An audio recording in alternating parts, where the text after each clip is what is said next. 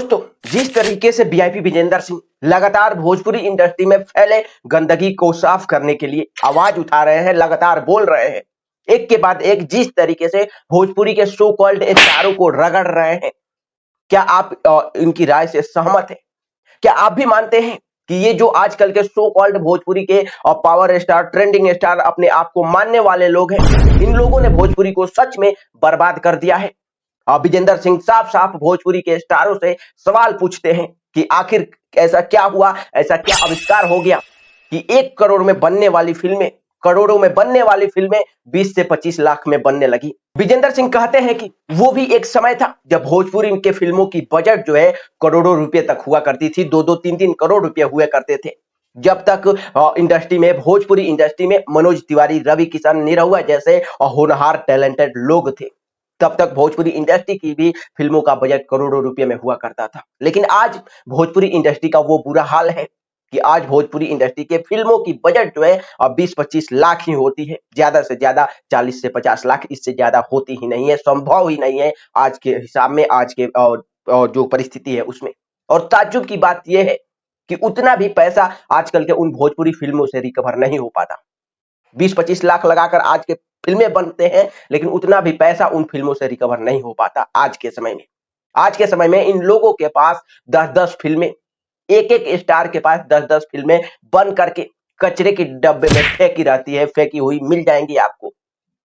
कोई इन फिल्मों को खरीदने वाला है नहीं, क्योंकि सभी जानते हैं कि इनके फिल्में इतना बकवास होता है कि कोई देखना पसंद नहीं करता। इन स्टारों की फिल्मों को कोई देखना और चाहता नहीं, कोई खरीदने वाला इसलिए नहीं है। और इन लोगों को अपने आप को भोजपुरी का फलानवा स्टार, ढिमकानवा स्टार, वगैरह वगैरह क्या क्या ना जाने स्टार कहने में शर्म थोड़ा भी नहीं लगता। आज अगर कोई डायरेक्टर फिल्म का कोई कंसेप्ट लेकर कोई प्रोड्यूसर आता है, तो ये सो कॉल्ड भोजपुरी के हमारे सुपर स्टार्स जो अपने आप को क्या क्या स्टार बताते हैं, ये तो पहले उस प्रोड्यूसर को, उस डायरेक्टर को ही समझाने लगते हैं कि इस फिल्म में ऐसा नहीं होगा, ऐसा नहीं होना चाहिए, वैसा होगा, और इस रोल को इसको नहीं मिलना चाहिए, इसमें भाई का रोल है तो ये मेरा आदमी है और यही भाई का रोल करेगा, इसमें चाचा का भी रोल है तो ये फलानवा हमारे आदमी है तो ये चाचा वाले रोल भी इन्हीं को दे दिया जाए और यही करेंगे। और दोस्तों, इस तरीके से तो उन स्टार्स की चाटुकारिता करने वालों को मूवी में, फिल्मों में काम मिल जाता है।